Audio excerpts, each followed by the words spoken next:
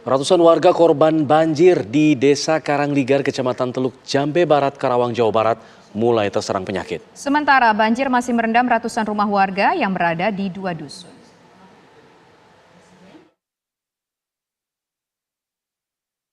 Memasuki hari ke-7, ratusan rumah warga di Desa Karangligar, Kecamatan Teluk Jambe Barat, Karawang, Jawa Barat yang berada di Dusun Kampek dan Dusun Pangasinan masih terendam banjir.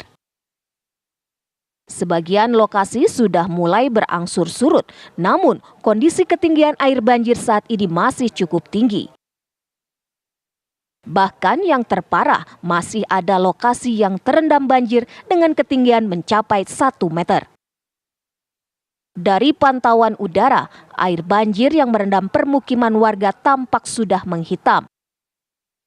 Diketahui air banjir ini mulai menimbulkan bau tak sedap.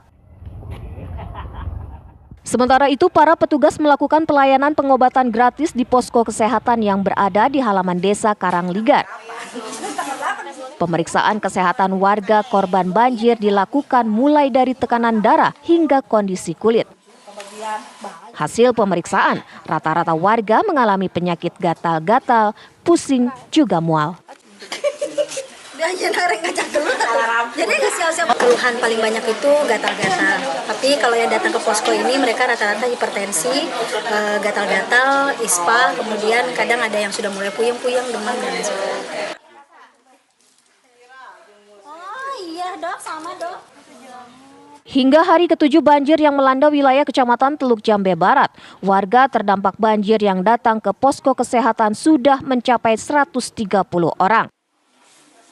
Tidak hanya bersiaga di kantor desa, petugas kesehatan juga melakukan jemput bola, melakukan pengecekan kesehatan warga terdampak di wilayah yang sudah surut.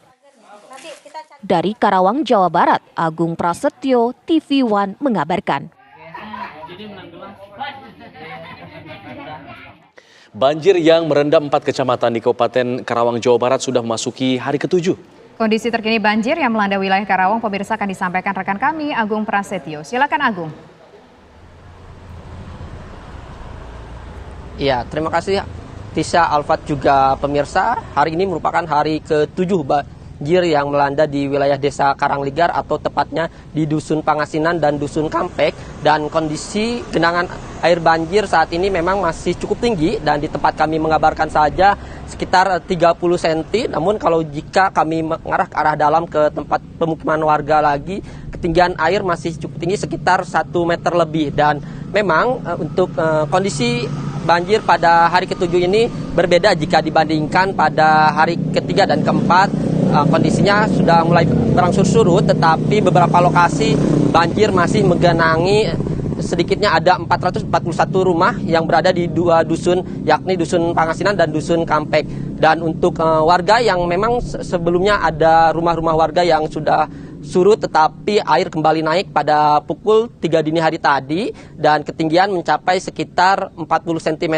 Dan warga juga terpaksa kembali mengungsi ke tempat pengungsian yang berada di posko banjir yang berada di Balai Desa Karangligar. Dan dapat kami informasikan untuk terdampak banjir yakni ada 441 rumah dan 1.600 jiwa atau orang yang mengungsi, baik ini mengungsi di posko pengungsian yang disiapkan oleh pemerintah daerah dan pemerintah pusat yang berada di Balai Desa. Selain itu juga warga mengungsi di tempat saudara dan di tempat-tempat yang lebih aman.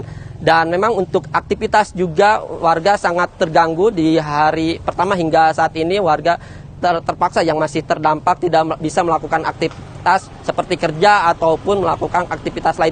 Selain merendam ratusan rumah warga, banjir ini juga merendam sejumlah akses lainnya, yakni salah satunya akses jalan desa. Selain itu juga masjid dan sekolah SMP, di mana 2 hari hingga hari ini juga tadi sekolah diliburkan karena memang kelas-kelas mereka ini masih kebanjiran. Dan dapat kami informasikan untuk fasilitas-fasilitas posko banjir yang berada di Desa Karangligar yang disiapkan oleh pemerintah daerah dan pemerintah pusat, yakni fasilitas kesehatan yang dimana setiap harinya posko kesehatan ini melayani warga yang mengalami keluhan. Dan hingga hari ke-7 ini ada sekitar 130 warga yang tersengat penyakit, yakni mulai dari gatal-gatal, flu ataupun dan lainnya. Dan untuk selain posko pelayanan kesehatan juga disiapkan ada dapur umum yang dari Tagana dan setiap harinya menyiapkan 3 kali memasak dan dibagikan ke para korban banjir. Selain itu dapat kami informasikan untuk banjir ini diakibatkan dari luapan Sungai Citarum dan Sungai Cibeet. Meski di wilayah Karangligar ini tidak hujan, tetapi jika terjadi di hulu Sungai Cibeet terjadi hujan, akibatnya akan meluap ke ratusan rumah warga yang berada di Desa Karangligar. Sementara itu yang dapat kami kabarkan di Desa Karangligar, kembalikan ke Anda di Studio Tisha.